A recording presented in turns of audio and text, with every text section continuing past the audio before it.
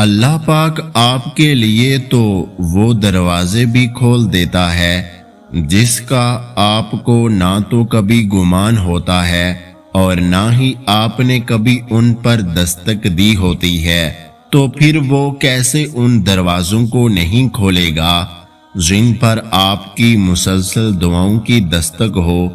بس صبر رکھیں اور انتظار کریں، کیونکہ وہ کوئی نہ کوئی راستہ ضرور نکال دے گا۔ زندگی میں دو چیزیں یاد رکھیں، جب آپ اکیلے ہوں تو اپنے خیالات کا خیال رکھیں، اور جب آپ لوگوں کے ساتھ ہوں تو اپنے الفاظ کا خیال رکھیں۔ کچھ لوگ ہمارے دل کی دوا ہوتے ہیں اور کچھ الفاظ اور تبصرے گزرتے وقت ہمارے دلوں سے نہیں گزرتے بلکہ ہمارے پاس آ جاتے ہیں، شدید سر درد کے وقت اس گولی کی طرح جو درد کو دور کرتی ہے اور ہمارے چہروں پر مسکراہٹ لاتی ہے۔ لہٰذا ہر اس شخص کا شکریہ جو اس زندگی کی ٹوٹ پھوٹ کے درمیان ایک خوبصورت اعلیٰ درجے کا خط کھینچتا ہے۔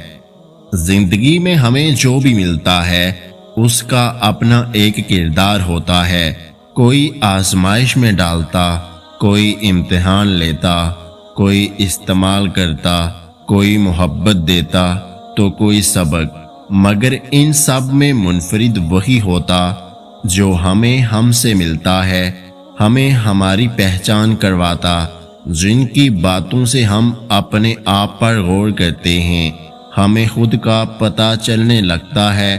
اگرچہ ایسے لوگ بہت ہی کم ہوتے ہیں مگر ملتے ضرور ہیں۔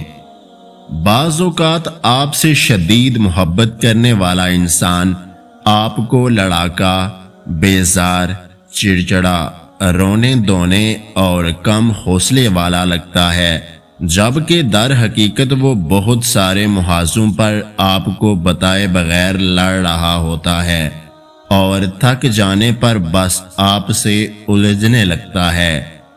اگر خوشی کا ایک در بند ہو جائے تو اللہ ایک اور در کھول دیتا ہے، مگر وہ ہم در دیکھ نہیں پاتے کیونکہ ہم بند دروازے کے سامنے رو رہے ہوتے ہیں۔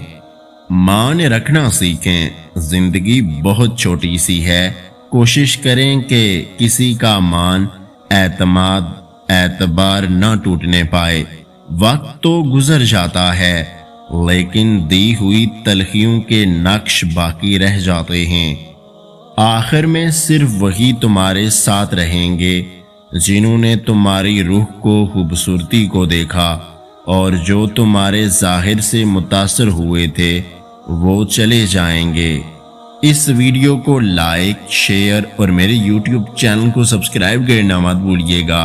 اپنا بہت سارا خیال رکھیں، مجھے دعاؤں میں یاد رکھیں۔ ویڈیو دیکھنے کا بہت بہت شکریہ۔ اللہ حافظ۔